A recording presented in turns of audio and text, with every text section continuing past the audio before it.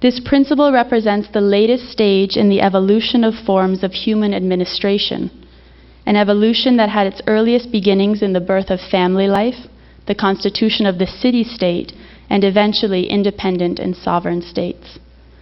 One practical example of the international community's struggle to implement this new reality of our global connectedness is in the area of United Nations reform. Recently, the Baha'i international community was one of 8 NGOs invited to meet with the French foreign minister to discuss reforming the system of international environmental governance.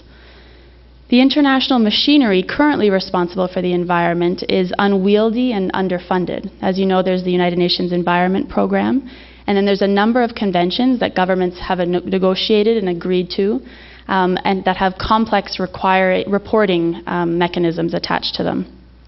Consider, for example, that UNEP, the main agency of the United Nations responsible for the environment, their annual budget is the same as the Pentagon's weekly budget. A recent report on UN reform calculated the number of meeting days required for the 10 major environmental international agreements as more than 400 a year. Just meeting days, so not the work preparing for the meeting, but just meeting to discuss these and report on these conventions.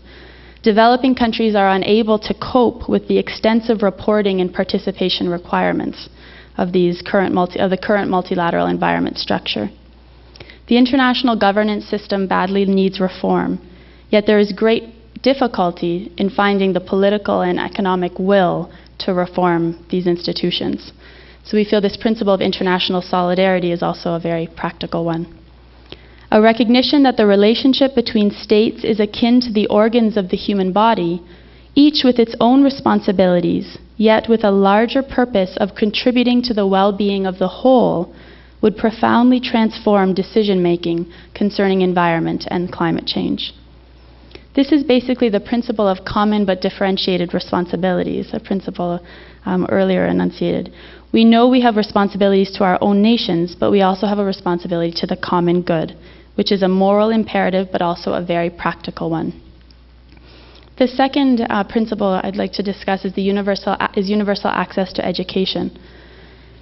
Education has the potential to inject nearly limitless intellectual resources into the climate change arena, to bring the experience and insight of men and women from diverse geographic regions to bear on the problem at hand. Imagine what would happen if we could bring all these resources from all over the world to bear on this issue.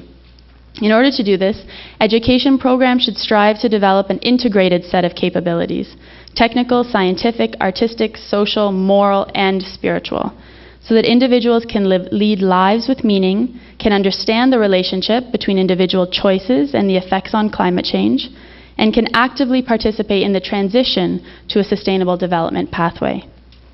Second, a more knowledgeable and educated population will drive debate and demand just action where climate change is concerned, ultimately expressing their views through the election of trustworthy leaders who will represent their attitudes and aspirations at the national and global levels and local levels. I'm looking forward to the discussion later today about moral capabilities and how this fits into our discussions this weekend. The final principle, and then I'll conclude, is gender equality. Men and women contribute to and experience climate change differently, as determined by their differing social roles and responsibilities, labor, individual choices and behavior, as well as access to resources. Taking gender into account helps to determine the full set of causes and potential effects of climate change. Because the majority of those living in poverty are women and the children they care for, they are disproportionately vulnerable to the effects of climate change, and at the same time are grossly underrepresented in decision-making at the community, national, and international levels, where energy, climate change, and sustainable development policy decisions are being made. Consider, for example, that 55 to 75% of deaths from the tsunami in Banda Aceh were women.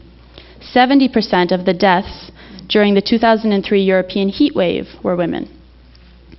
But also consider the potential of women to respond to climate change. A recent story from WEDO, the Women's Environment Development Organization, is from Micronesia. They said that during a drought, women's knowledge of island hydrology allowed for the identification of new wells that reached fresh water. Unfortunately, women were not normally involved in governance. Including them would have provided this information more easily and better identified measures that would have assisted the whole community to respond to the drought. A success story is in Honduras. La Masica, Honduras, reported no deaths after Hurricane Mitch in 1998 because women had participated in an early warning training system 6 months earlier, and as a result, evacuations were organized in time. In short, although women are already more vulnerable to poverty than men and therefore have gender-specific needs in climate change-driven scenarios, women can also be key agents in adaptation and mitigation. So those are just 3 principles for your consideration, and we're hoping to work more on this perspective and develop more, and look forward to your contributions on this. So in the end, we hope to generate and contribute to a discussion about the ethical dimensions of climate change, including scientific, religious, and policy perspectives. In doing so, we hope to unearth and examine the ethical questions underlying scientific and economic arguments in order to generate the will and the momentum to respond to this pressing global issue. Thank you.